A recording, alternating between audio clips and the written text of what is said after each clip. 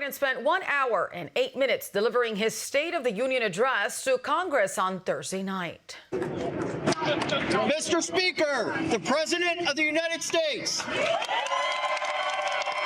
But unlike most presidential addresses to lawmakers touting accomplishments and making promises about future programs, critics say it was more like a campaign speech attacking his likely 2024 opponent, Donald Trump. Close to a dozen times, Joe Biden focused much of his speech on Ukraine and Russia. Not since President Lincoln and the Civil War have freedom and democracy been under assault at home as they are today. What makes our moment rare is that freedom and democracy are under attack both at home and overseas at the very same time. Overseas, Putin of Russia is on the march, invading Ukraine and sowing chaos throughout Europe and beyond. At one point, after being called out by Congresswoman Marjorie Taylor Greene of Georgia, the president mispronounced Laken Riley's name. Laken Riley is the Georgia nursing student who was allegedly killed by an illegal immigrant from Venezuela. Mike? Fewer members of Congress reacted, as you might expect, after hearing a highly partisan address. So I frankly didn't care for the sort of the extreme partisanship, the scapegoating. I would have liked to see a more action-oriented set of solutions. Texas Senator Ted Cruz shared his assessment on his podcast. The whole thing was bizarre. I've been to 12 State of the Unions. This was the 12th one. This was by far the worst I've ever seen and the strangest I've ever seen. So this was a campaign speech, but it was an exceptionally bad campaign speech. So Biden was angry. He was bitter. He was screaming. Longtime ABC and Fox News reporter and anchor Britt Hume did not hold back while sharing his take on the speech. For a speech about a comeback, he didn't seem very happy about it, did he? He seemed angry. There was plenty of stumbling and slurring of words and all the rest of it that we've come to associate with him and taken as a sign of his senility and his advancing age and the effect that it has on a person. So I don't think he got out from under that at all, and I'm not sure that a person sitting at home tonight looking at the guy would think he was anything other than an angry old man.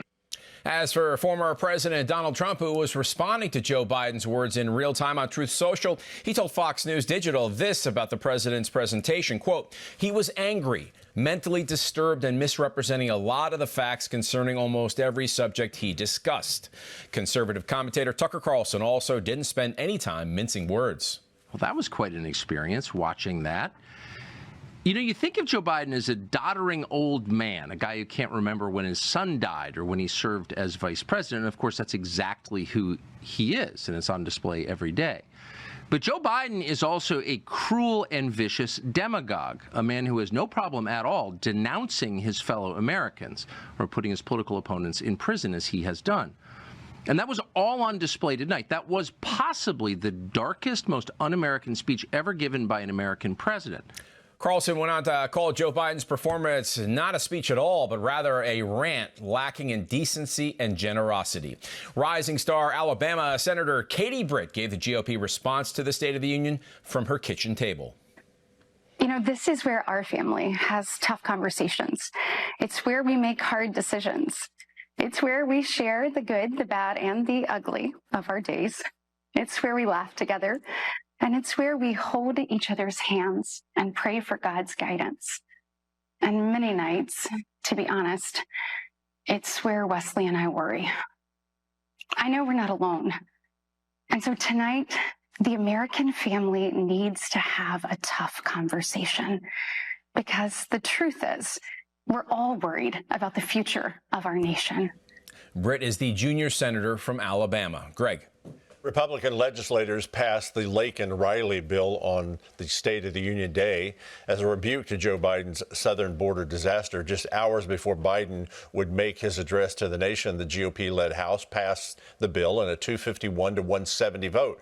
The bill would require the Department of Homeland Security to detain any illegal immigrant in the country who was arrested on theft charges, and it demands an end to catch and release, which would have prevented Laken Riley's death. The 22-year-old Georgia University nursing student was out for a run on February 22nd, was savagely beaten to death.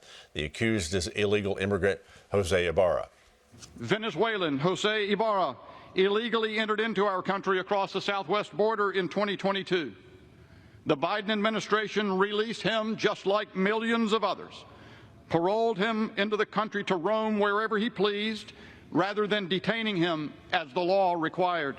Ibarra had several run-ins with police after he entered the United States and was caught and released. Here's what happened during Biden's address Thursday.